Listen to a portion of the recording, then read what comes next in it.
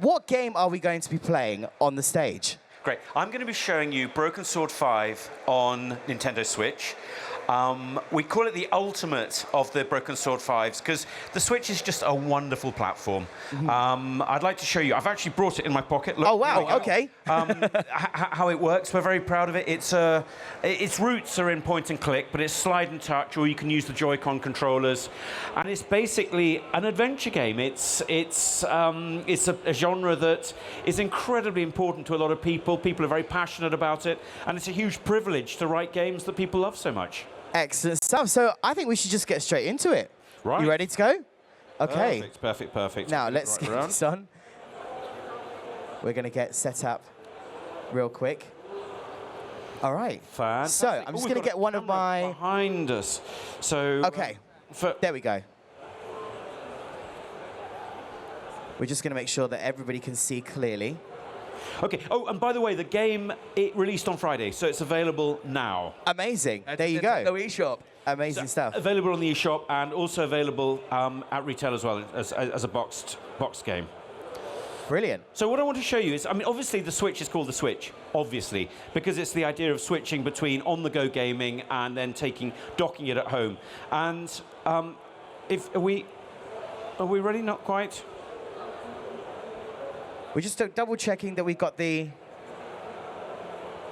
Fantastic. Yep. So let me just tell you a little bit about the way that adventure games work. So they're not all about manual dexterity. They're not about, moving fast gameplay. It's about going into an environment where a crime has been committed and solving what they're talking to people, interacting with the environment, and basically solving puzzles. And as you solve puzzles, so the story is driven forward, and that's what it's really all about. OK. And the Broken Sword... Oh, brilliant. Well done, well done, well done, well done. we got you, we got you.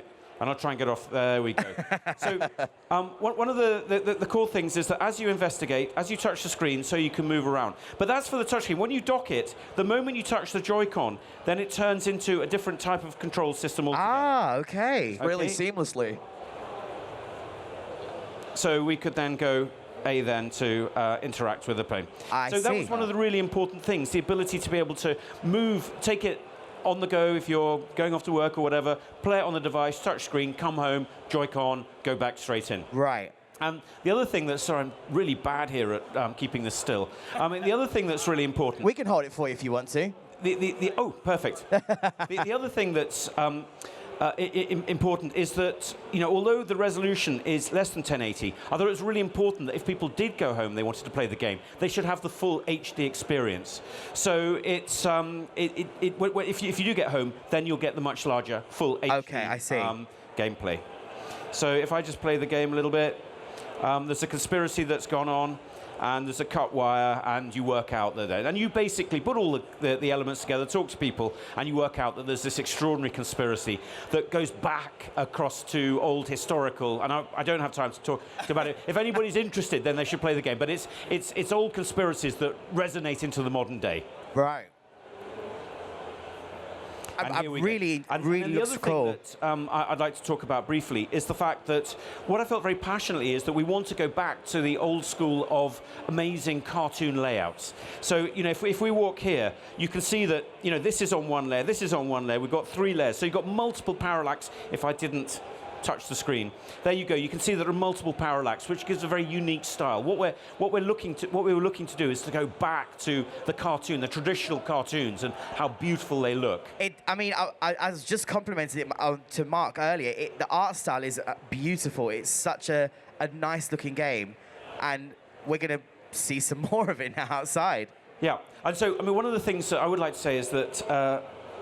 So here we are outside. The first time it takes a bit of time to load up, but yeah. So the game is, as I say, is all about puzzle solving. It's all about and a really rich and a story. And we have so many fans who are wonderful because they get passionate about the locations. Here you see Rue d'Orsel, which is a legitimate place. If we walk over here, you can look up, we're in Montmartre, you can look up at Sacré-Cœur. So everything that, any historical element, any element that's in this game, people know to be authentic. So if you go to Paris, you will be able to see areas like this, you will be able to see elements, and the history is authentic as well. And it looks so beautiful. And this gentleman who's here right now, he's the main kind of guy that you're traveling around with, and you're just about to. Are you gonna show us where he's going next, or? Well, I'll tell you what, I'll come along and I shall talk to him. Okay. I mean, that's one of the things. You have interesting characters, and they're all archetypal. Okay. In other words, I'm a huge fan of Tintin, and the great thing about Tintin is... Oh, you as well? Absolutely. We could talk about it. Forever. Wow, there you go. and the thing about Tintin is I've got... my wife gave me a book of all the Tintin characters. Wow. And it was such a great present. And I look through now, and when I write a new game, I go through them and I go, well, that's about right. Because you can see from the characters what they're like. Because when you play a video game, you need to know what the characters are going to be like. Because, yes. Because they're going to be... The puzzles, the solution of the puzzles are going to be... come from those characters themselves. Okay. So this is a... obviously, it's full speech.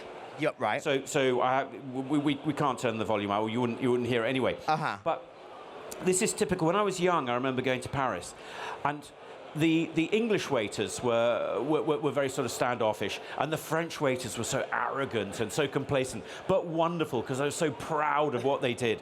and all the characters that I put into my games are generally reflections of people that I've either known or ludicrous situations. I mean, I was asked just yesterday, and one of the characters, I was in Paris, and it was like 11 o'clock at night, really quiet, and the concierge came out. He'd heard that we were English, and he shouted at us, and everybody woke up, and it was such a stupid thing to do. But he's gone into a broken sword game. Of course he has. It's great. I get my revenge on these people ultimately. Brilliant. That's amazing.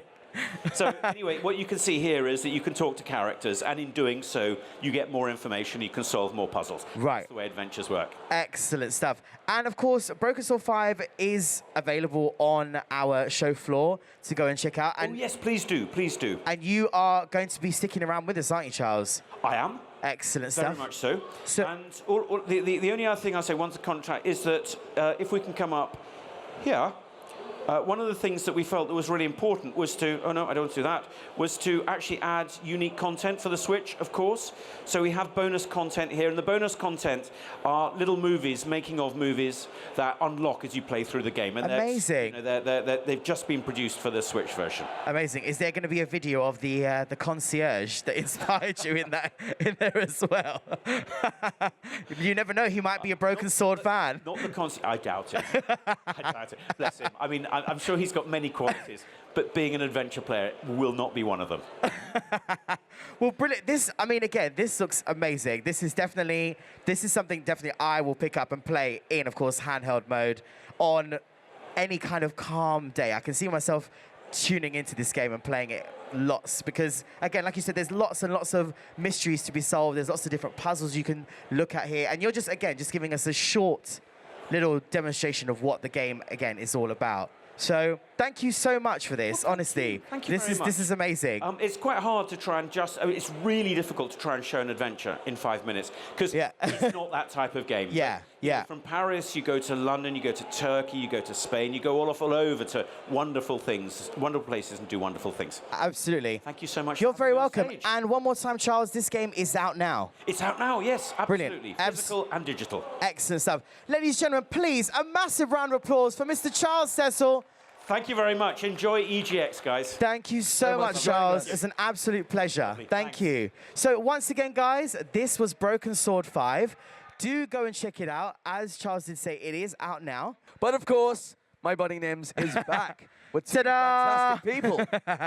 Right, so we are going to allow these very special guests to introduce themselves. So guys, obviously we know who you are, and we know what game we're going to be playing next. But you can let everybody at home know, and of course, you guys watching in front of you, who are you, where are you from, and what game are we about to play? I'm Dee Wakefield. I'm the social media manager and marketing for Oddworld Inc. And so I'm Peter Chapman. I'm marketing manager. I work for Oddworld Inhabitants, and we're going to show you Stranger's Wrath on NintendoSwitch. Oddworld, Stranger's Wrath. Excellent stuff. Now, I know you're a big fan of Oddworld. I'm a huge fan of Oddworld. Massive fan. So let's just get straight into it. Now, should we get this controller? What I'm going to do is I'm actually going to get you guys a seat. Let's get you a seat. 2 seconds. There we go. That's for you. Oh, lovely. And that is for you. thank you. You're very welcome. So, guys, Oddworld, Stranger's Wrath. Now, this is, again, on the show floor for people to check out. Tell us a little bit about this game. What's new? What are we seeing here? So this is still very early for the Switch. This has all been done very quickly. We were really pleased with how it's looking so far. Stranger's Wrath is a third-person action-adventure game with some first-person combat in there. You play as the stranger. He's a bounty hunter, and there's something wrong with his health, and he needs a very expensive operation to fix it. So you have to go around collecting bounties, collect enough money to fix the problem. Aha. So we're just going to let this load up, I believe, and then we're going to go... Yeah, whereabouts are we going should for? point out that this is a super early build, so load times are a little bit longer than we would like. That's all right. We'll I mean, that's all good. This was just announced last week, wasn't it? It was announced last week, and probably slightly before we would have liked to announce it, I think. We just got excited and was like, just tell them. Trust me, I'm glad you told us. So we brought it here, possibly even before we would have preferred to show it, I think, like a little bit prematurely for us, but I mean, you guys gave us the invitation to come, and you don't want to pass that up, so Absolutely. we are right here to show it off. Nintendo stage. I mean, even though you're saying it's very early, it looks incredible already. It does look really nice. So whereabouts are we right now? What are we looking at here? So right now, you going into the bounty stalking. We are looking to collect some bounties. Yeah, Looking for so work? Stranger's a bounty hunter, so he needs to go and pick up his bounties before he can go out into the world. And he may have actually already done that in this save. I'm not sure which save we're on. I'm not sure which save we're on either, so yeah. But He's not picking, oh, there we go. so you collect your bounties from the store, and then you can decide whether you want to capture them alive, which you actually get rewarded more for, which I quite like. There's that incentive to capture them alive and just bring them into jail. But you.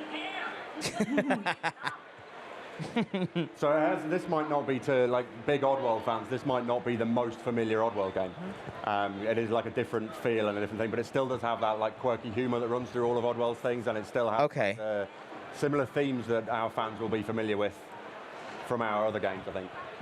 Awesome. It is the one that people asked for the most on the Switch from our community. Everyone was... They're very eager for Oddworld games on the Switch, but Stranger's Wrath was one that everybody was asking for. Excellent. So we thought, let's do it.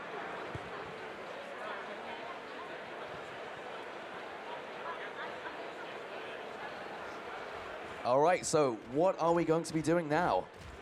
I'm just learning which save I'm playing on, so that's a very good question. We'll see where it takes us. It seems like Stranger seems to have cashed in a lot of his bounties already, so I might be on quite a late save here. Ah, fair enough, fair enough. And I can't. Just got bonked against the wall. It probably makes more sense to load up a new save, actually, to be fair. It's all up to you guys. So when you're walking around the town, you can kind of talk to the clackers. They're not very friendly, but No, they certainly aren't. Yeah, we'll load up a new save. yeah.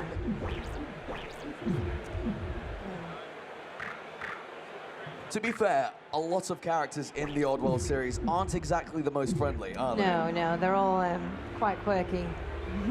I mean, you've seen Mullock, the glutton. Yes, yeah. Moloch doesn't feature in this game. He's a character in Of some course, other of games. course. So we have, it'll be, for a lot of Nintendo fans, we expect it'll probably be quite a new cast to them.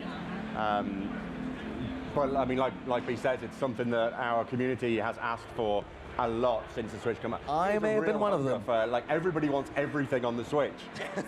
So we've had that an awful lot. We've had an awful lot of requests for it. So it was really, it came out of a experiment. We thought, well, we'll see if we can do this, see if it's a viable thing for us to do for the fans. And what we're looking at here is probably about 5 weeks, 6 weeks of development work. So it's been a really super quick process, but it's incredibly, incredibly early for us. So there's a lot more to go in. Okay, thank you. I also think that if you're new to Oddworld, then Stranger's Wrath is the most accessible game for a lot of people. That's what we've heard. Definitely, definitely. Oh, who was that? So this is the first-person combat. You see, you can actually play most of the game in this viewpoint, and it plays like a first-person shooter. I'd also like to point out for the people watching on Twitch that the controls are reversed, so somebody has left the controls reversed. I don't play like that, so this is really hard. So I really hope that your Twitch chat's not lit up now with people criticising my game. You'll be fine. You'll be fine. You shouldn't have told them. So you can see Stranger has a range of ammo, and that's all still in the game. And again, UI is going to get replaced. It's just we're super early stages. So you can select the different critters that you've picked up around the world, and you can use those. Some of them are non-lethal, some of them are lethal, and you assign them to different slots on Stranger's crossbow. And I love how alive they are. I'm loving some of these names. Was one of them called a thud slug? Thud slug, so he's like a heavy concussive enemy. And Stranger can, I mean, I've killed that enemy, so I don't get much bounty for him, but there's another one up here I will try and do without harming him too much, and we get a little bit more bounty for it. If I can see where he is. Are you up there? Oh, he's somewhere. He's hiding. He was up here. He just keeps popping out and shooting me and then hiding again. Let's move on. Oh. Yep, there he is. Oh, there he is. Yeah, there he is. So you see, we can capture him, and he's been captured at the top of the platform, so I actually can't get him. Oh. So he can wait, but if we wait for a little while, he will open up those the bindings, and maybe we'll try hitting him with a thud slug and see if we can knock him down. There we go. We'll assign that one. Go with the thud slug. Oh. I need my zap flies. We can't do without that. So, no, I've just hit him with the same thing again. So he's tied up. But if he was on the floor... He's just chilling up there. Yeah, if he was on the floor and I was playing this without my reversed camera controls, I could run over to him and hoover him up, and that collects the bounty on him, and I would get a little bit more cash out of him for that.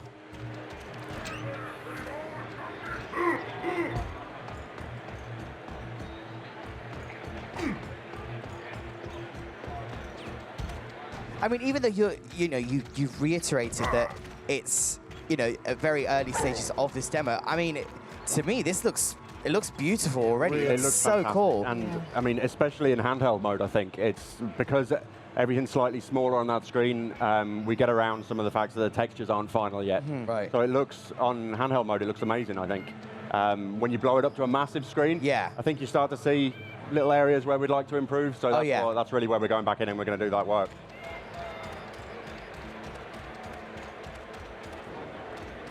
I'm very excited for people who are new to Oddworld to meet the cast of characters. Yeah, they're going to love them. It's been a fantastic experience being here on the Nintendo stand as well, because, I mean, obviously Nintendo has a little bit of a crossover with a lot of fans that would be like retro fans that know Oddworld from 20 years ago. And they're coming up and going, oh, Oddworld, I remember this. What is this about? So getting to show it off to them, but seeing a whole new audience and a lot of a younger audience maybe than we would usually have. You just made me feel like incredibly old there. I can't believe this game is, Oddworld is, to be fair, 20 years old. I know, it's crazy. That's pretty much just as old as me. None of us look old enough, really, do we? No. So yeah, I mean, it's been a fantastic experience, and it's been work has developed super quickly. We're really pleased with how it's going, and we've been really, really pleased with the feedback that we've got so far at the show. So we're going to go back and carry on working on it and get us where we need to be, I think, for release. Absolutely. And again, this, like you said, this is still very early stages of this demo and of the title that's coming. Hopefully, do we have a rough estimate when this title will be releasing, or? We don't really know, but okay. Having said that, like, to get to this stage, it's been super quick. Okay. So what I've been telling people, and this might be a little bit optimistic on my behalf, but what I've been telling people at the show is that maybe sooner than you might expect. Okay. My fingers are crossed. If work continues at the same pace, I mean, what we have here is that this is running 1080p handheld mode, 1080p dock mode, 60 frames a second, so it's super smooth. It feels fantastic. We still have a little bit of work to do with like textures and character models and stuff. We're going to look into that. We don't know where we'll draw the line, Okay. And obviously we've got to go through like submission processes and get stores set up and all that stuff. Uh-huh. So when we go through and do all that, we're not sure, but we would hope sooner than you might expect. Okay. Well, once again, this was just a very quick taste of what this game is all about and what people can expect that's coming, like you said, very soon. And this is available for you guys to check out. Those you guys, of course, here at EGX 2018, available in the Nindies section, just to the side of me in the show floor area. But guys, thank you so much for this. Honestly, again, this game looks, to me, it looks amazing already. And Mark is a massive fan of Oddworld, Honestly, so I could go and talk about we're going to be Oddworld definitely for checking this hours. out. So, Well, we have to convert you to be a massive fan. I know. Well, I was like Abe's Odyssey, young, coming home from school. I used to play that game like it was my thing. I used to kind of get a little bit scared of that game as well because it was quite to hide from those enemies as well and find routes was amazing. So that's me going a little bit nostalgic there for a second. but this looks awesome. So once again, thank you so much, guys, for coming to the stage. Thank you. And just showcasing to us just a very short teaser of this game. And for those of you guys, once again, in front of us, if you want to check out this title, it is available in the Nindies section. Are you guys going to be sticking around? Yes, we'll be around the stand all day, and if anybody has any questions, or if anybody watching the stream has any questions, follow us on Twitter and all that usual stuff. We're at Oddworlding. And like I say, this was a reaction to fan requests, so we really do listen to everybody. So amazing. Whatever you want to see, let us know and carry on that conversation. Okay, thank you so much. I'm going to stop you there because he's literally trying to kill you there. Yes. But guys, please give it up for our fantastic guests on the stage. A massive round of applause. Thank you. Thank you, guys. So much for joining us, guys. Absolute pleasure. Thank you so guys. much. If you can make your way down the ramp. So yes, guys, this, of course, was another fantastic Nindies title available for you guys at EGX 2018 to check out in the Nindies area. And of course, for you guys watching at home, all of the information about these titles and these upcoming titles is available at nintendo.co.uk. So any information you require about these titles, do go check it out. As of course, our Oddworld guests did mention, you can check out their social media, you can check out their Twitter for any upcoming updates on when this game will release and anything exclusive that's coming to Nintendo Switch. There you go. So Mark, we've had 2 titles so far. I think we need to showcase some more. I'm ready. Because we've got lots and lots and lots of titles in the Nindies section first and foremost. And for the viewers at home, there is lots more to come. So I'm going to invite to the stage a good friend of yours. a good friend of mine, and also 2 very special guests that are going to join my dear friend to the stage. Those of you guys watching at home, you might have seen this gentleman commentating on a couple of games that might be a little bit popular in the Nintendo world. And you guys watching in front of us, you may have seen him floating around at EGX 2018. It gives me great pleasure to introduce my dear friend, Bowie. Round of applause for Bowie, guys. Thank you very much. How you doing, Bowie? How you doing? Take it, sir. Excellent stuff. Thank you very, very, very much, Mark. Hi, guys. How are we all doing today? Oh, good. I like your energy, sir. Keep it up. God, this brings back memories, doesn't it? I've missed you so much. How's it going? Right. Good, good. So, Bowie, I'm going to allow you to introduce our next guests and what we're going to be playing. So, who have we got on stage next? Okay, so this is a game that kind of one I've been excited for a long, long time. I saw this game for the first time last year, and I've been waiting so long for it to finally hit an event, and I can proudly say that it is. So I'd like to welcome a couple of our friends from Chucklefish to the stage to talk about Wargroove. Chucklefish! Up you come, guys. This Welcome. is Wargroove. And I'm very excited to say that a top-down strategy game is finally making its way back to the gaming sphere. So first of all, guys, I'll ask you to introduce yourself to our lovely audience here. What are your names and where do you come from? I'm Rodrigo. I'm originally from Brazil. I'm lead programmer on this game. Brilliant. Excellent. I'm Katie, and I am from London, and I'm on the marketing team for this game. Excellent, excellent. So, Wargroove, obviously, I mentioned it's a top-down tactical game. I guess akin to, if you've played this one, Advance Wars. Any Advance Wars fans here? Yeah, a few. Yes, It's me. hasn't been around for a while, but a fantastic game. Not as RPG-like as things like Fire Emblem or Shining Force, but again, the same kind of similar vein. So tell us a little bit about Wargroove and a little bit about kind of the experience that players are going to get when they jump into this game. Okay, so Wargroove is a light tactics game. It's very easy to pick up, but it has many layers of depth. So we hope to appeal for players who are new to the genre, but also have a really good experience for people who are really into strategy games, have a nice competitive scene even. Yeah. Excellent. So when our players kind of jump into this game, what kind of ways are they going to be playing? What kind of modes can we see in Wargroove?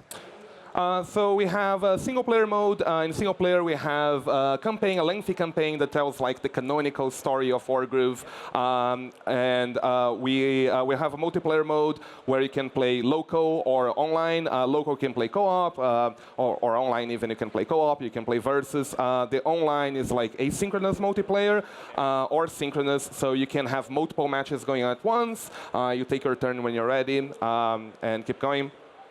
And then obviously, I see down here custom content as well. So I think this is one of the biggest things about Wargroove and one of the most exciting things about this as a tactical game is that players are going to be able to create their own custom, I believe, campaigns, cutscenes, animations, and more. Yeah, and you can create your own maps as well. So if you want to create your own campaign, you can completely kind of add your own text and change the names of like some of the units and stuff. You can have branching stories as well. So we're really keen to see what players are going to come up with. Excellent. So obviously, I don't want to leave you guys waiting any longer. Let's jump into game. We're going to be going for a 1 versus 1 right now, then I believe. So again, we do have local and online competitive modes. So let's choose our characters and who we're going to be going for. Yeah, I'm going to go with Tenri. She's the Empress of Heavensong. Her special move is she can move units around the battlefield, either allies or enemies. She's a very tactical character. Okay, and for you then I think I'm going to go with Nuru. She is, you might recognize her from our game Starbound. She's from the Floran tribe, and they're like a kind of carnivorous plant. So she's pretty badass, I think. So I think you also change the color of your units as well. So you can obviously, even the ones that are kind of like specified in canonical characters can be modified and edited. So we're going to be getting straight underway with the game, and as you can see, it is just that kind of very traditional and well-loved top-down tactical style of game. So it starts off that both characters or both players have 2 units on the map or 3 units on the map. They can obviously move those units wherever they want, and then go into their base to create, using the money they have, even more units. Yeah. So I'm the yellow player. So for my initial move, I'm going towards those 2 neutral buildings in the top. The city is going to give me more income, and the tower is going to let me recruit air units. So the objective here is obviously we do have, as you mentioned, the colored buildings denoting who owns which. Then you have the uncolored ones that you want to take over and become your base. So I believe the idea of this 1v1 mode is to defeat all of the opposing bases and then all the units of your opponent. Yeah, you can either defeat the enemy stronghold, or you can defeat their enemy commander.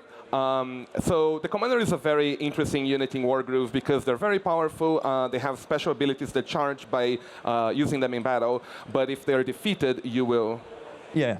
So I was going to say, on this, we're just going to hold on this screen here. So this is the unit creation screen. So when you go to your main base, you have these units. You can create a huge variety, even Shiba Inu, should you prefer.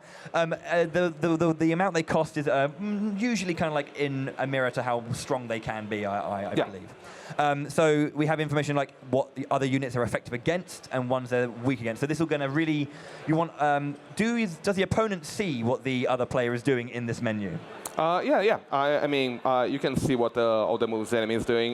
We have Fog of War maps, and under Fog of War, some information is hidden. But the standard way to play Wargroove is with open information. Okay, so let's get underway. So we've talked about the unit creation. We talked about that simple or that traditional tactical overlooking of everything. So I think one thing that we want to talk about is how combat works as a whole.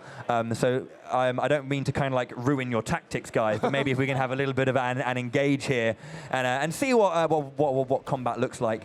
One thing I want to talk about whilst we get to that moment is that just how beautiful the sprite art and animation is. I was having a chat with you guys before, and I was asking like who are these wonderful sprite artists who work with you, because it's very impressive stuff. Yeah, well, we have some of them in the audience right now. But Where are our sprite artists? Yeah. You? Is this all you? You too? It's absolutely stunning, and I have to say, a very, very impressive piece of work to look at. So I think we should get a bit aggressive. Yeah, Get aggressive. So, Go on, Katie, go for it. So what are you trying to do right now, Katie, with your strategy? So I've just created 2 stabbers, which are our kind of pikemen of the Floran race, and they get a critical when they are next to each other. So my aim was to try and kind of hone them in on the enemy units, but I look like I've made a bit of a bad move with that archer range. It's not done yet. It's not done yet. So you're talking about this idea of criticals. So they're not just a random, like completely random in something, say like Shining Force, where it's a 1 in 32 chance. I've been on the wrong end of that a few times. But then, and it isn't like kind of something that you can see with a set percentage. Different units have different situations that they can crit in. Right. So you were saying that the pikemen need to be together. yeah. Yeah, that's right. And for example, here you've got a swordsman, so if they're next to your commander, they will have a critical as well. So Is it a guaranteed crit, or is it just a higher chance to get that critical? It's guaranteed. Guaranteed. Yes. This adds an extra layer of strategy that you have to think about the positioning, not just what's in range of what, but also what is the most effective way to use those units, considering the crits of all the units on the board. Okay, so I can see that you got like normally in these kind of games when there's like AOE kind of spells and stuff, you want to try and keep away from this, crosshair position and maybe go for a bit more of a checkerboard. But here we've got these 2 pikemen together for you here, Katie, and maybe you're going to try and move them in and try and get those crits to take out the archers, yes, perhaps. exactly. Okay, I didn't mean to trying to read your strats here. So let's see what You Katie can decides to do. the stronger one. It's out of range. Yeah. I don't know if I can do this now. Let's get Oh, wow. out of the way. So other units in the way also affect obviously how far you can move, so you want to make sure that everyone's together. Yeah, and I don't really want to place them on a water tile because you can see down the bottom there is a lower defense. So Okay, so the bottom right-hand corner you're talking about here, this is Yeah. kind of a land effect, whereas essentially. Woods here has a higher defense, so that's kind of probably a better move for me. But we'll see. So this is both local and online multiplayer, you say, so that players can be playing this with their friends in their home, on the go. I was going to ask something when it comes to the Switch functionality of the version of the game. Is it a case of being able to pop out the Joy-Con and using just the Joy-Con to control the game as well? You can play with a single Joy-Con, or you can pass and play if you'd like. Oh, so you do pass control around to play as well? Yeah, you can. Very nice. Whichever way you prefer, really. So a plethora and a bunch of open ways that players can get involved and play this game, depending on how many controllers they have to hand, which isn't the case for everyone. So our archers getting involved in attacking our what creatures are those? Very, very fluffy sheep. Buffalo riders. I like it. So let's move this here. And Okay, Katie, we need to get involved and take the fight to our opponents. Just short of money to get a dragon. I'll get the next turn. I'll get something cheap for now. I was going to ask, and obviously because we do have a lot of units with a lot of cost here, how do our players go about getting money to be able to afford these stronger units? So by controlling the little villages, each one of them will give you 100 gold at the end of the turn. Your castle will likewise also give you 100 gold. So it's very important in this game to keep your economy going well and not let the enemy control more villages than you. So instead of going for the commander, I could, for example, try to take those villages in the top to weaken her economy and then eventually overwhelm her forces with more money. So this is one of those things that kind of, again, another layer to the strategy element of this game is that not only are you trying to deal with the, the actual, the military might of your opponents, but the economic might as well. That's correct. I wonder where I've heard that kind of concept before. There's another game on our stand that has that kind of military economy style approach. Again, for players who have maybe played something along the lines of something like Advanced Wars or Fire Emblem, what kind of things have you been kind of pushing with this game to really kind of appeal to those sides of things?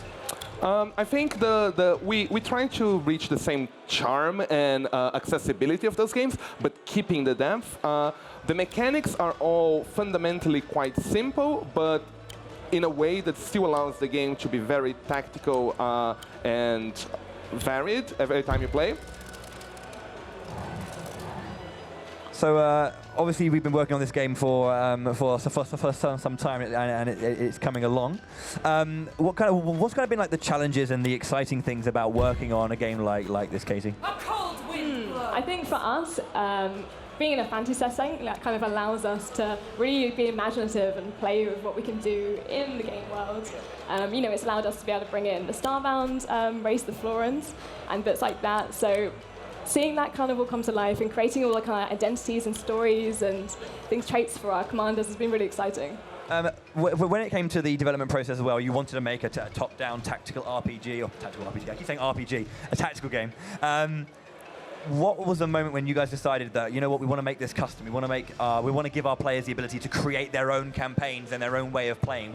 At what point did you go, this is a goal we want to have? Was that from the outset? Or was that something that came along? I think it came pretty early on. We have, with Starbound, have had great success with the community being involved with the development of the game and like making mods and really wanting to make their own contribution to the game.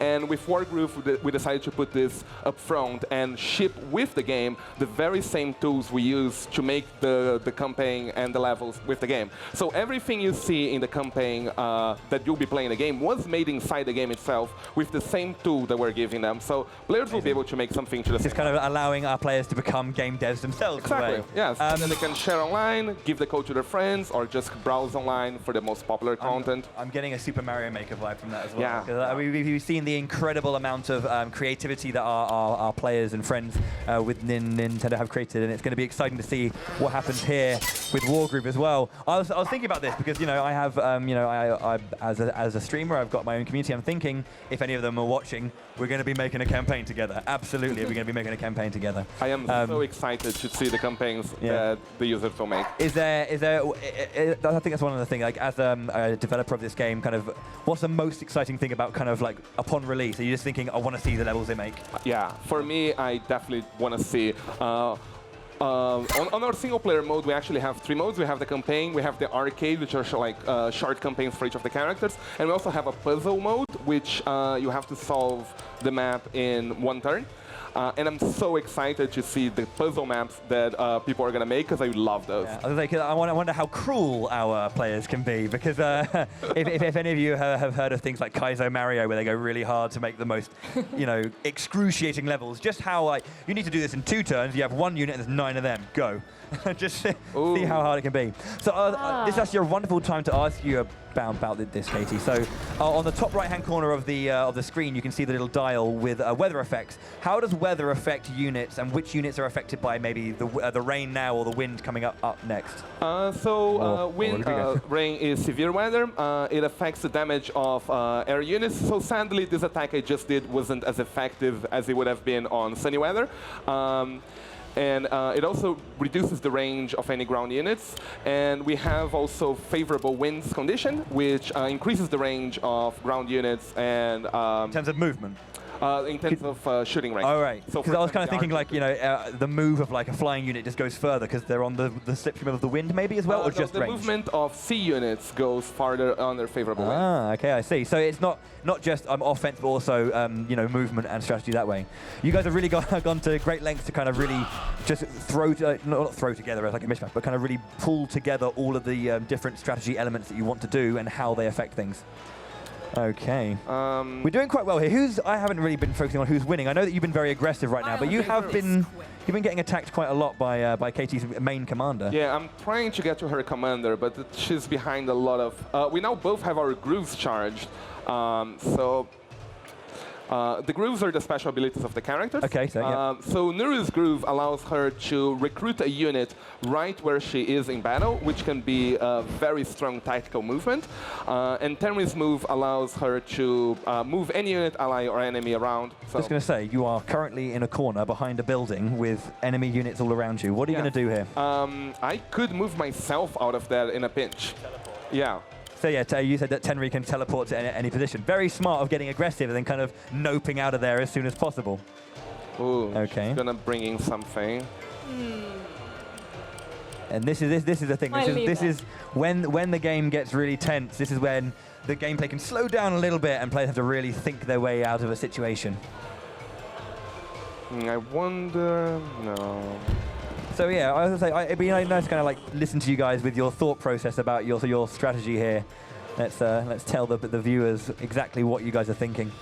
Yeah, So what are you trying to do right now, Katie? Just out of curiosity. It's not like No, I'm not giving you. You can't. Anything she says, you cannot use against her. Okay. To be honest, I'm very worried about that dragon.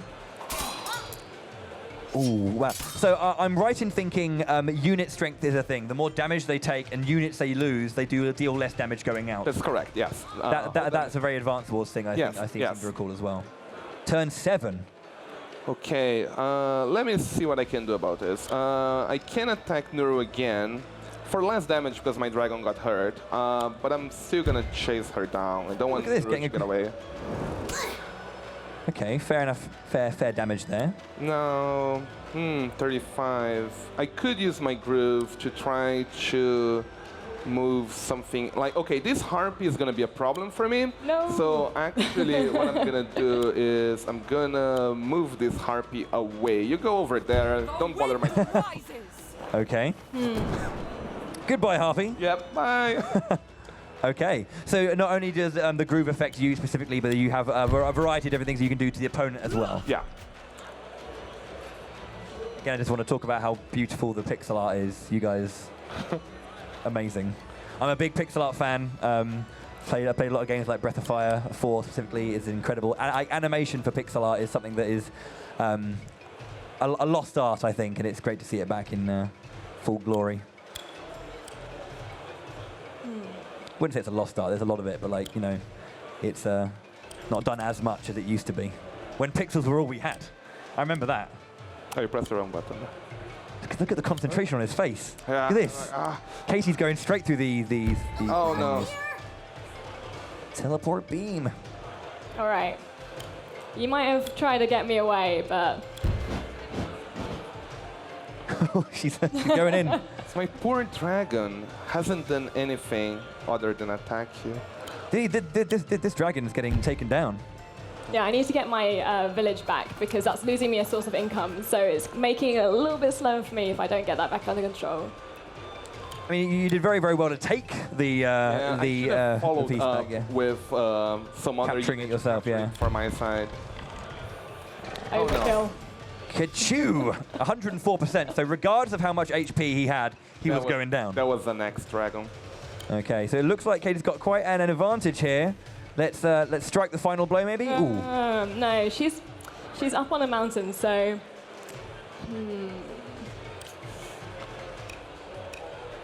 She has the higher ground. Okay. Always taking the high ground, aren't you? Sorry? Always taking the high ground, aren't you? Into turn 8 now. We're coming to the climax of this combat. Put your spearman in range of my golem. Somehow I missed the giant golem on the other side of the map. I recruited when you weren't looking. It was a sneaky move of me. I mean, it's been available on the screen for a bit. And I'm gonna do this. A storm approaches. Take that, getting beaten up by fans. Okay, I think we should strike. I mean, look at where that unit is. We should be striking the final blow now, Katie, for sure, right? Are we going in? We'll try. Okay. Yeah, I think we should just get those commanders to chat to each other. Okay. Remember, this is the 1v1 mode. There is a full single-player campaign that obviously you can play through yourself, as well as having loads of creative options to be able to create your own campaign, your own cutscenes, your own units, animations, everything to create your very, very own campaign and individual maps as well. And these can be, obviously, I believe they can be uploaded as well to a server that you guys are going to be. Yeah. I hope as well as having the main campaign that everyone in the dev team has created their own puzzle map and their own mini campaign for players to download and play on day one, maybe? Yeah, an idea for the future, perhaps. I've made the other day, just for fun, a chess map where you can only move one unit per turn. The map editor is powerful enough to allow you to customize the rules. So it doesn't just have to be a mission where you defeat enemy commander. You can set like, you have to go to this village and rescue this person and then collect 2 parts of an artifact. And you can program all of these using a system of conditions and actions. This is all available really easy to understand from the map editor. Works great on a gamepad. I like how there was a unit there that was just called Floaty Thing. Yeah, it's a very Florin thing to say, I think. Yeah. Oh, my commander is completely surrounded. Oh no, the floaty thing is coming. Oh no. Okay, I mean you've got the upper hand here. This has got to be it. Oh no! Oh no! Oh no! Oh no! The speed up as well, obviously, so you can like speed up the animations of your units to get through the. Oh, I can't. Quite a little quicker. Surrounding you with swoopers. Just gonna move you here. All right. So Kate is in a really good position. She can attack me from 3 sides right now, and the harp is critical from the mountain. 24% damage as well. So obviously each bar on the HP is worth 10% of their HP. So you can see how much damage you're going to be doing and how much will be returned to you as well. Go for it, finish it. Ooh, yeah. Will I get it? I think so. Okay. Just. Let's go. That has got to be victory. That's got to be victory. 25% left, 27 damage. Well, there is a little bit of friend. Yeah. It's over. Your winner is Katie for our 1v1 today. Good game. GG. Took 9 turns. Incredible play there. So obviously this is Wargroove. It's coming out on NintendoSwitch. They don't have a release date just yet, but we're going to be making sure we're going to be pushing forward for whenever that does happen. We're excited, obviously, to get our hands on it. And thank you very much for coming onto the stage to show off Wargroove. As I said, I wanted to ask, are there any Advanced Wars fans in the audience here? Raise your hand. Any Fire Emblem fans? Keep your hands up. Any Shining Force fans? Yeah, just me, I think, for Shining Force. But obviously, if you are a fan of those top-down tactical games, this is one for you. It's coming very, very soon. Well, at some point, but sooner than you think. Stages of development. There you are. But you will be able to get your hands on it on NintendoSwitch. So again, thank you so much indeed for coming up, for showing the game. Well done. On commiserations. Guys, everyone give a huge hand to Chucklefish and Wargroove. Thank you. Thank you very much, guys. All right, so, and of course, before you guys go, just as a polite announcement as well, I believe Rosie, another Chucklefish member over there, is in the crowd, ladies and gentlemen. She's going to be giving out one of these. Look at these Wargroove pins. I wish I could give them to the viewers at home. I'm sorry. But EGX 2018, make sure you guys go and check out Wargroove. You guys are situated just down the other side of the hall, aren't you? That's right, just by the main entrance. Excellent, just by the main entrance. So guys, do go and check out this game. It is a fantastic game, as you've just seen on the main stage area. And of course, go and speak to Rosie. She's lovely. She'll give you one of these Wargroove pins. All right, once again, thank you so much, guys. Thank you. You can make your way down the ramp. Thank you. Thank you. Take care. All right, Bobby. So the next game, we've got quite a few special guests coming to the stage, and Are we going to have like just 19 people? Not loads, but just a few. But we're going to be seeing you a little bit later on today, aren't we? Well, later on for the show, I believe I should be here for this. Yeah. We're going to keep you here. Yeah. For now. And then I'll be back later on as well for some other stuff as well. So I am going to hand over. Well, first of all, I'm going to introduce a very special guest to the stage. You might have seen him earlier on this weekend, guys. He is, of course, all the way from Nintendo of Europe. Ladies and gentlemen, please, a massive cheer for Filippo. How you doing, Filippo? You good?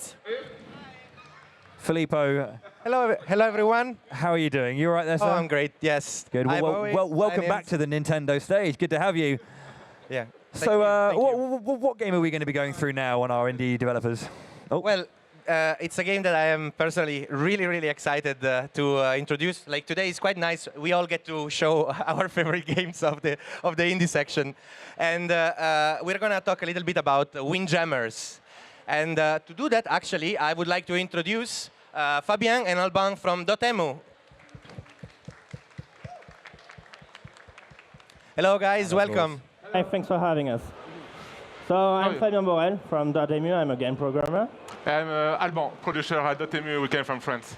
Okay, cool. So Dotemu is a studio, a Paris-based studio that is an expert in bringing back to the modern world some classic Neo Geo arcade games. And Windjammers is exactly one of those. Yeah.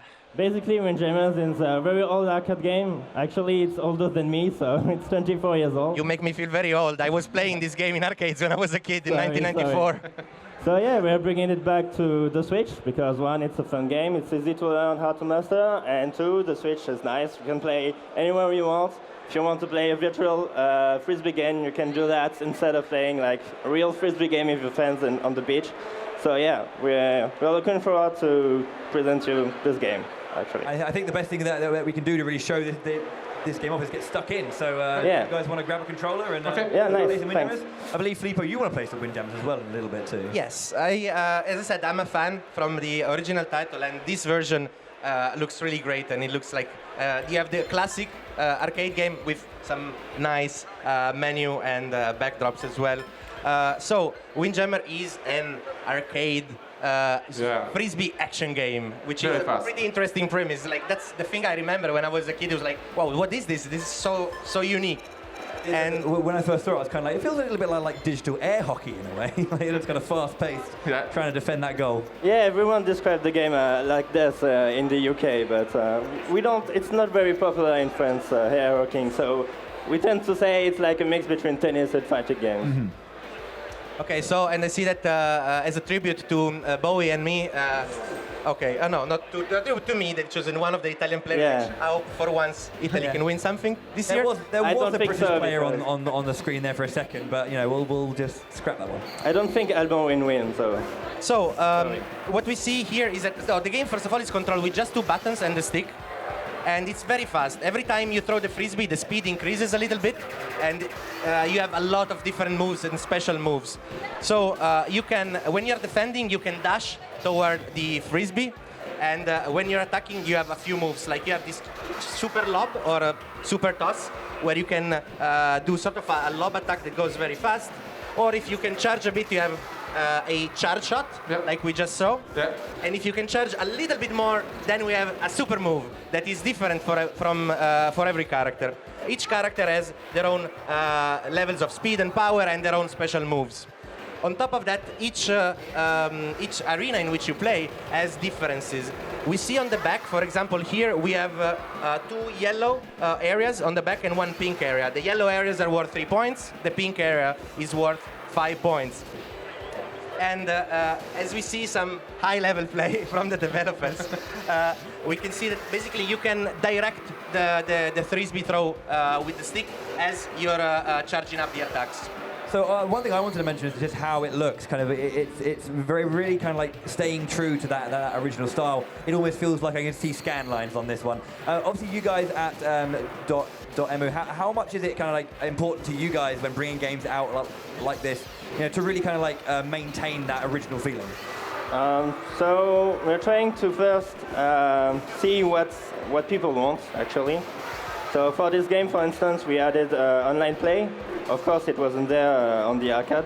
So first, it's a very different landscape. We look at basic features that are wanted for the players, and then we add maybe the scan lines and visual stuff.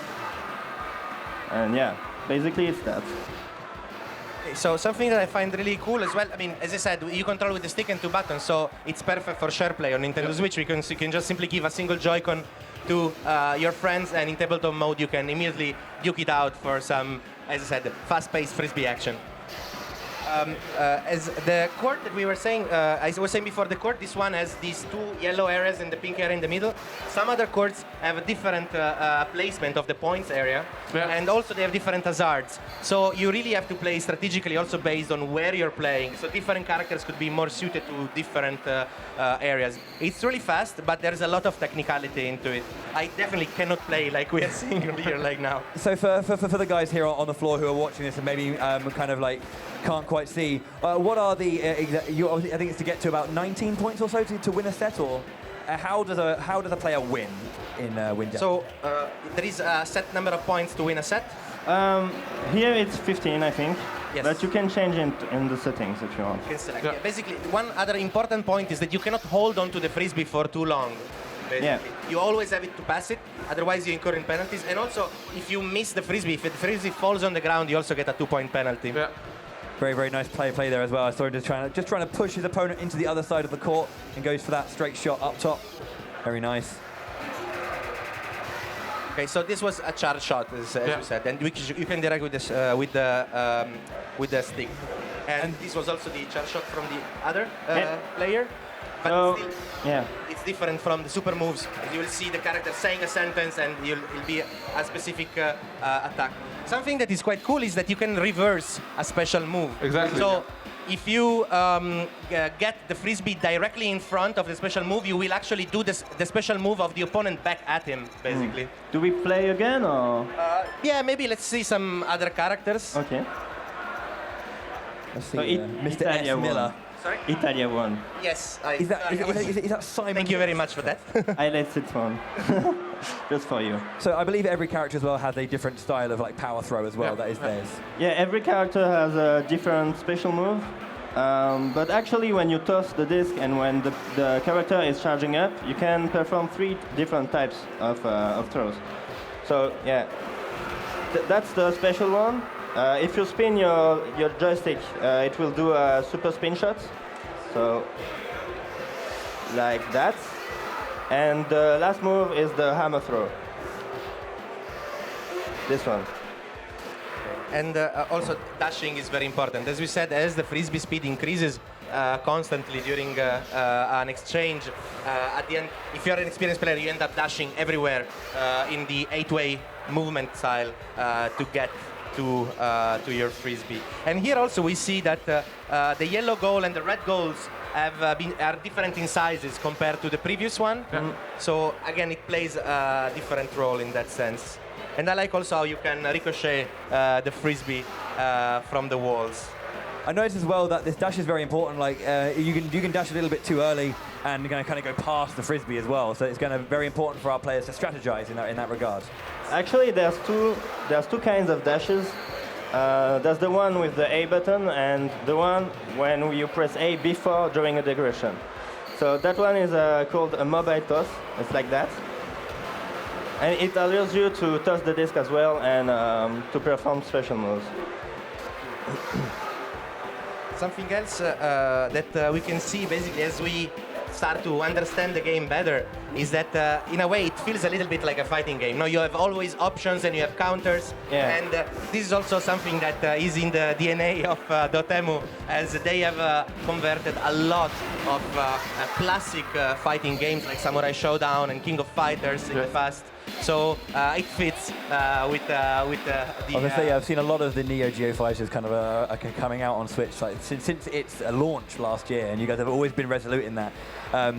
So that's one of those things. Like that's kind of something that you guys really feel is like the most important thing to bring back those classics. Yeah, exactly. Yeah. Well, I mean, it's also part of the fact that in France usually people love arcade games, people love retro games more so than in other European countries, and it's quite typical. Like all of my French friends know this game, love these kind of games, and play them to death, and they're very good. Yeah, the biggest community in Windjammers is in France, actually. Okay, so actually maybe we've seen some high-level play, and maybe we can invite somebody from the public. Yeah, sure. Does anyone want to give Windjammers a go up on the main stage by any chance? Anyone at all want to give Windjammers a go? Go on up, you come over. So you guys are going to teach our players as quickly as you can, I guess. How's that? Who would like to give them One a go? more player? I'll give it a go. Please Go on, come Luke. over. Go to this side of the stage. Go on then, sir. Up you come. So, but I was going to ask as well, whilst we get this ready, when does this game release on Nintendo Switch, if you have a release date? Yeah, we have a release date. It's on 23rd of October. 23rd of October, so not too long to go. Here's our two players. So, welcome to Windjammers, guys. Our developers will take you through a little bit how it works. You do regular shot. Yeah, it's locked in the air. A to dash and also In to depth, throw the hello. disc. The more you wait, the less quicker it will get. So you have to it is. A right away when you get to this. And X or B Okay. or doing love. The timer's ticking down. Meter and Miller. Okay, good luck, guys. Have fun. So I think there's also the other thing as well. Is it kind of nice to kind of see new players play these old classics? Yeah. Yeah. It's always nice. Yesterday we had 2 kids that were surely not even born when Windjammers was created, and we were surprised because they were quite good actually. Yeah, they were very good. Well, it's a game that's okay. easy to learn how to master actually, so I'm not that surprised. And here we see this stage has two obstacles in the middle. Nice. Which you can also use to your advantage because you can try to confuse your opponent by making the disc ricochet on them. So you really have to be on your toes and always have to look at the center of the stage to see if this is going to hit the obstacles. Also, so close. Oh, unlucky. It can also mess up with your throws because if you throw directly into the obstacle, it transforms your throw into a lob, basically. Yeah, it will toss the disc, actually, yes. Well, it's one of those things that it's harder than it seems, but when you get the hang of it, it really starts to connect and feel good. So, 12-11, very, very close game between our two players now. Wow, what a throw. Wow, that was a good 5-point goal. Who is our player one? Player one. Okay, very close game. You've got this player two. The disc like you just did by pressing A right. Player two's getting the secret tech. You go. You don't need to tell him the secret tech. What's kind of when you were picking it up? What's the one thing that you kind of say to players, like if they're playing the game? What's the first thing they want to get down? About the dash. It's very important to dash towards the first disc. With this. Movement and positioning are key in this game. Again, very much like a fighting game, movement position. Yeah, that's why a lot of fighting game community really love Windjammers because there's the movement is really precise and there is also a lot of mind games. So that's why, for instance, at Evo we had Windjammers running and people were playing it. Yes. Pretty cool. I mean, it actually, it reminds me in a way of Mario Tennis Aces in a way, how it's a sports game that can almost be considered like a fighting game. Oh yeah, absolutely. Great in. Okay, it's 2-2 now. I think it's one set apiece. So the next person to hit 15 will be our. Yeah, very good. I love it. I love this winner. power throw, the special move of the UK character, actually. Because you would think that the disc going on the wall would make it easier to block, but it doesn't because it's so fast. Let's go, player two. 11-2. It's looking pretty good for our player. Ooh. Okay. So that was the standard lob that we just saw, but like our friends Fabian and Alban before, they were also using the super lob, which is when which is when the disc is vertical and it flies much faster. But you'll need to be charged up for doing that. So here, if she presses B, it will do a hammer lob. Yeah, it will do the super lob. Yeah. It's getting very, very close now. Nice. Oh, crikey, let's go. Oh, okay. Oh, wow. Almost. 6-14. Who do you think's got this? Player one or two? You have to be right in the center of that crosshair to get it. Okay, it's only a 5 needed now. It's getting so close. Almost. 13-14. Getting the timing of the dash is really important. There it is, okay. 16-14 to player one. Very, very close game. Yeah, that was very good though. The victory going over to player one. Well done, guys. Let's give our players a round of applause. They're very, very good. Well done. It's not easy to come up onto stage and play a game just blind, so very, very well done. Thanks so much, guys. We'll see if we can get you some little treats. Make your way the other way, mate. Other way. We'll see if we can get you some little treats as well when you go downstairs. So, I just wanted to say, like, just to remind what other things the Dotemu did. Like, for example, Wonder Boy: The Dragon's Trap, which is a classic arcade game, was developed by them, and it's also available now on NintendoSwitch. You guys smashed it, by the way, because that is amazing. Actually, yes. I love Wonder Boy. Thanks. So good. We're fanboying basically now. Also, something that I wanted to say, which is also something that I like to do when you play this kind of games, if you want, definitely try to play with an arcade stick to get the real, original arcade. I think Mark heard the word arcade stick and went, arcade stick? Hello. Arcade fans, obviously, in the house there. But yeah, Windjammers, again, you said it's coming out 23rd of October on NintendoSwitch. Exciting? And also, something else that Dotemu has announced, that Windjammers 2, so a completely new title in this type of gameplay, will come out as on PC and Switch exclusively later on in 2019. Yeah, wow. So obviously we're looking forward to seeing that from you guys next year. How has it been at EGX coming down and showing the game off? Have you been getting some good reception? You've been enjoying the show? Oh, it was definitely a very good event. We had to talk with many different kind of people, like young people that never grew up with arcade games and all the people that already knew the game. So it was very funny to us. I mean, not funny, but interesting. And yes, so thanks a lot for having us and It's a pleasure. As you can see, it's like totally a pleasure for us to show this game. Sleeper's just like, this is amazing. This is the best thing I've ever seen. Yeah, it really makes me like return to being a child. Okay, well, guys, thank you very much indeed for coming up on stage and showing Thank Windjammers. Guys, it's available on the 23rd of October on Nintendo Switch, and obviously the second one coming out soon. Guys, thank you so much for coming. The guys from .mo and Windjammers. See you. Take care. Right, at this point, I think it's time for me to now step down from the stage. No? It's time for me to step down from the stage. No, no. There's a surprise. Oh, no. Yes. I'm British. Yes. I hate surprises. We can't have Bowie and Felipe on stage and not get them into the competitive mode, can we? Are we doing a 1v1 Come on. smash? Let's go. Yes, it is. 1v1 at Smash. 1v1 at Smash.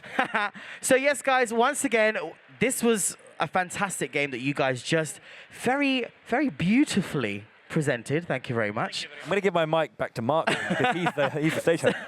So we are going to continue the showcase of some fantastic Nindie titles, aren't we, Mark? We certainly are. So we're going to move into something that's a little bit more frantic, I think. I think that's the best word to Probably the best describe word. it.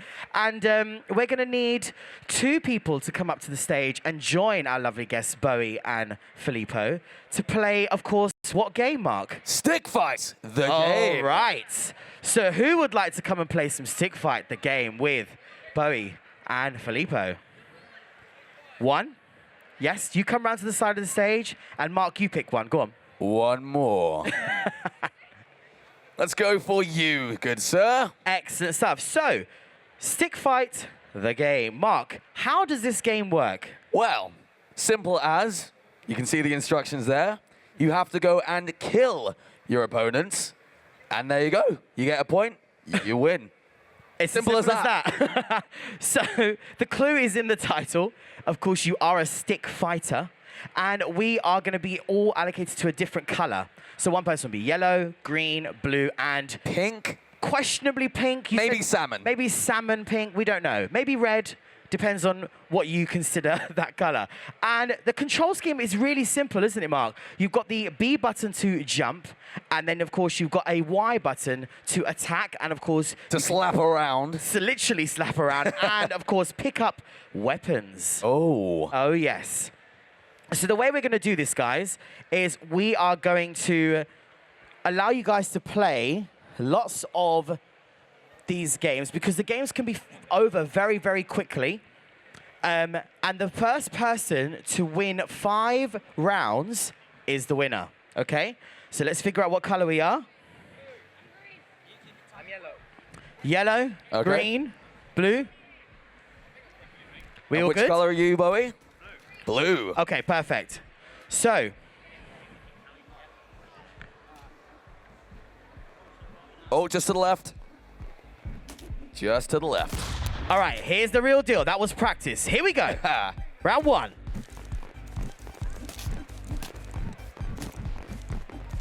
Oh, careful there, Pink.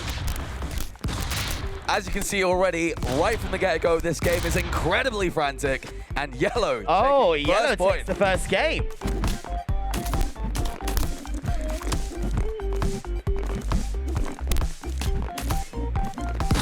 Oh. Oh. Oh my God, there's snakes? Oh no, don't get attacked by the snakes. Okay. Watch out, no! Oh, green. Dearie me. Very good. I've got to say, one of the things I especially love with this game is how silly the ragdoll physics are. Just flailing their arms about. Come on, blue. Oh, come on, Bowie.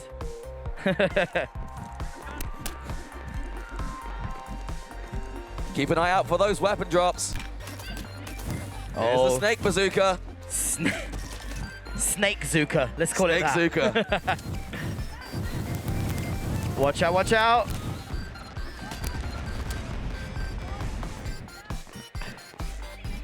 Okay. What's going on? Oh! Oh, he's coming for him. He's coming for him. Uh-oh. Blue is currently the platform king right at the top. Oh, Watch out! Green's it. Nice! Oh, with a Very fly good, kick. Green. Come on. Oh no, watch out.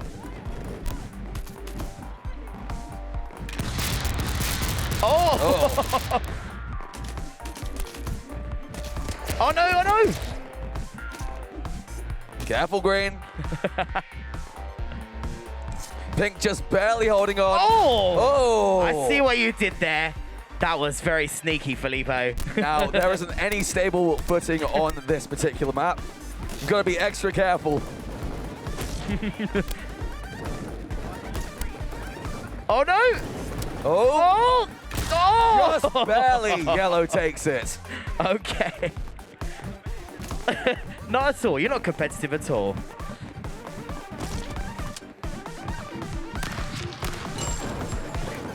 Oh, yellow almost got taken out by the box. What is going on?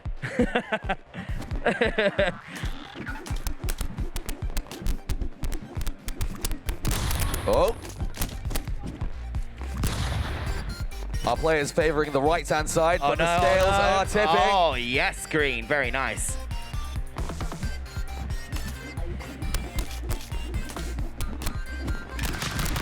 Oh, Green picking up the weapon. Blasting blue away. Oh, our players are getting the hang of this now. Watch out wow. for the lasers. Oh!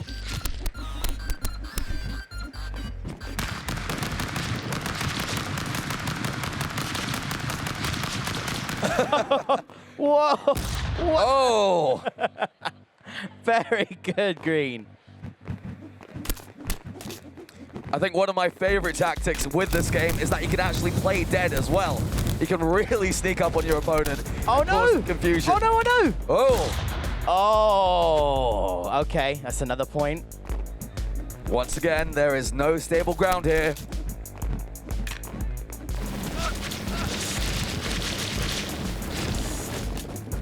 Wow. All right. Nice one, Pink.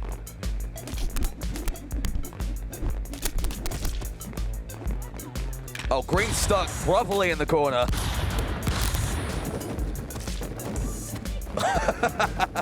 Green's trapped in the corner. He cannot escape. Oh no, come on, come on, come on, come on! Come on, you got this, you got this! Oh. Yeah! All right, guys, press the pause button, quick. We have a winner. Do we? Ladies and gentlemen, a round of applause for our Green player! Very nice, Green. Excellent stuff, Green. I'm going to get you some Nintendo goodies to take away with you. That's for you. Thank you very much. And guys, a massive round of applause for these 4 fantastic players as well. Excellent. Can you guys just leave the controllers just in front of you? Thank you very much, guys. And of course, one more time, a massive cheer and a thank you for my good friend Bowie, and of course, all the way from Nintendo of Europe, Filippo. Thank you so much, guys. Thank you for, yes, we'll see you very soon. We will. See you very soon. Mark, let's just get some more people up, I think. Let's just do it, Who mate. else would like to come and play some of this stick fighter? Okay. Okay, 1. And yes, 2. Come around this way. All right. Go on, Mark. Who else? I'm going to go for Dude with the Toad plush. And also, let's go for you. Just around the side, mate. Just around here. Right. I think so, yeah. Quick as you can, guys. Make sure you pick up a controller. Get yourself ready to start. Okay, let's start from here.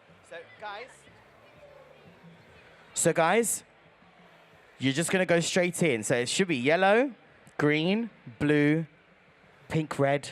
Pink, red, We'll decide. one of the 2. One of the 2. Okay, guys, you ready? So once again, controls. B to jump, Y to attack, and of course for items, and then you've got the analog stick, okay? You good to go? Yes, we're good to go. All right, Right, hit so that if you A just- button. If yellow, there we go. Okay, we won't count that one. We'll count the next round. Yeah. Go. Blue's already gone.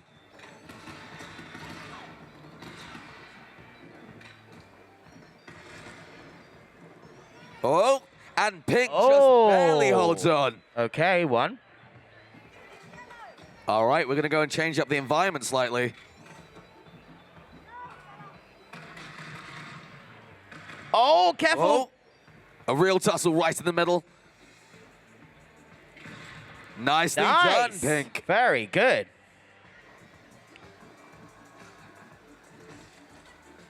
You've got to be very careful of those sides.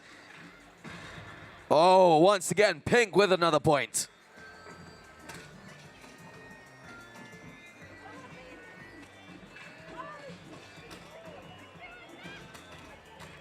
Oh, which way is it going? Oh. Oh. Oh. Flicking Pink's dead body around. Oh, all right, Yellow. Nice. Very good. Oh. Mind the gap.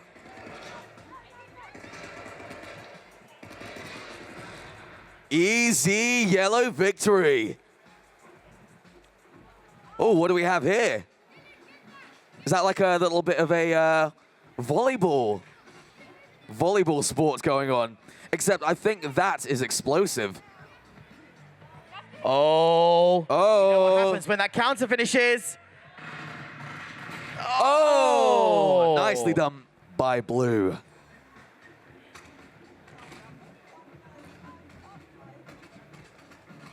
Oh. Oh, no. Green and Oh. blue getting swept away in the Hey. process.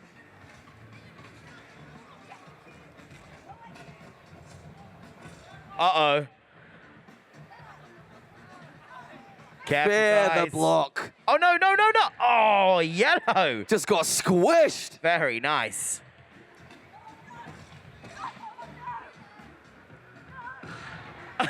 Wait. Wait. What? What? Oh, no. What? Again? Again? Wait, what?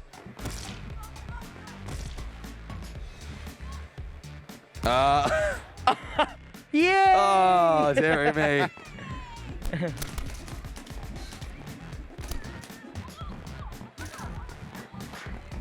Oh, they're all getting swept away. Crazy. Oh, no. Oh. Nice.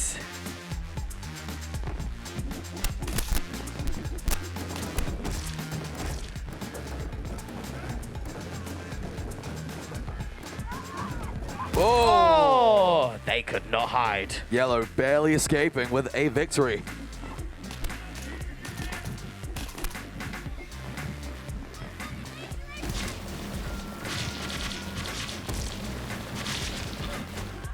Oh.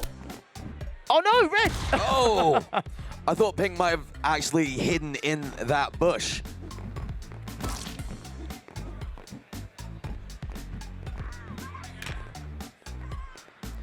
Wait a minute. Pink just chilling there in the corner. Is blue like trying to boogie on down? Oh. Oh, no. Yellow did more harm than good to itself. Oh.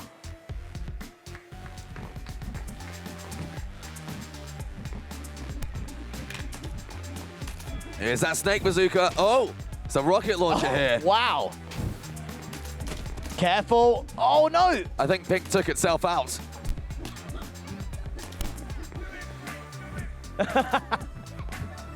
Come on, guys. Come Who's on. going to be the king? Who is it? Oh. Oh, right. Pause the game. Pause the game. That's it.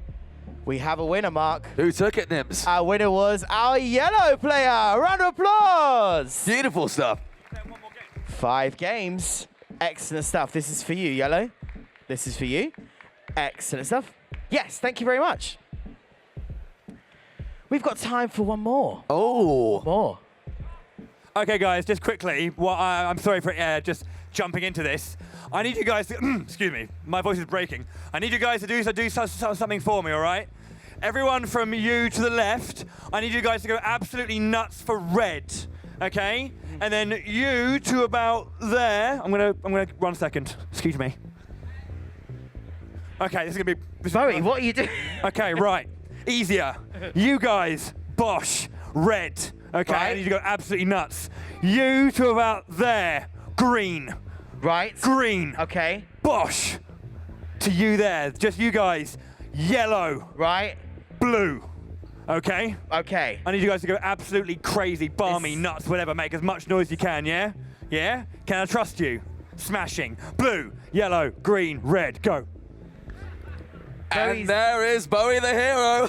Bowie's just a small fan of this game, guys. He likes this game just a little bit. Okay, Mark, 4 people. 4 more people. 4 people. I'm going to go yes. 1 at the front. Yep, you come around that way for me. Yeah, 2. Come on. All right, and for my 2, respect the beard. You, and also, what are you holding up there? Yeah, coming up. Okay, right, if you grab that one for me, dude. Don't forget which color you're supporting. Yes, guys.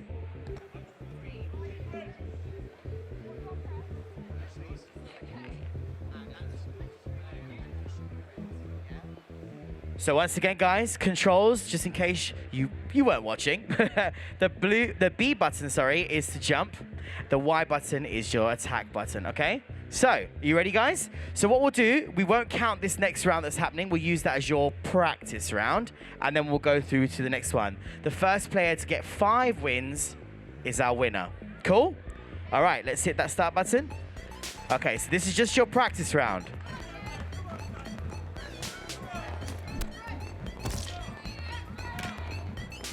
Remember, guys, this is your practice round.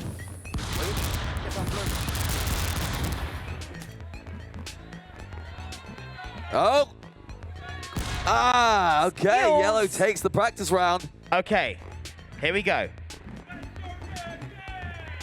Oh, Red is doing pretty well then. That is technically everybody that's been on stage so far. Come on, Blue. Oh, yellow. Very good.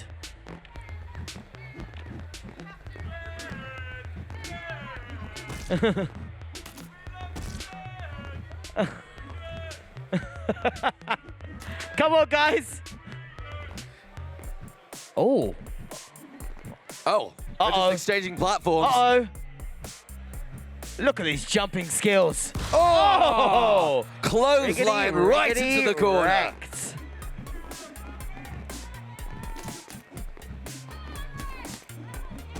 All the platforms are falling.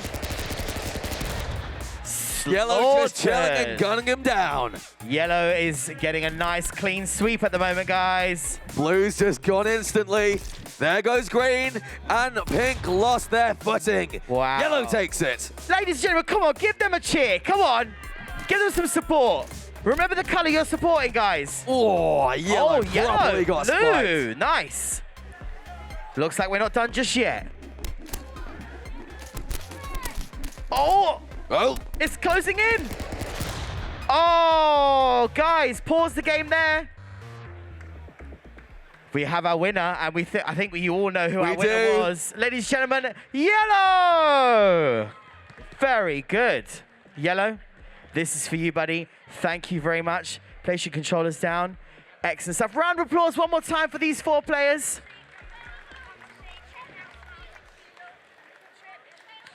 All right, guys, that was a fantastic Nindies showcase. Wouldn't you agree, Nims? It was amazing. We showcased a lot of games in that segment. And I hope you guys watching at home do go and check out any of these Nindies titles. Once again, any information you require, do go check out the Nintendo eShop and, of course, our website, nintendo.co.uk.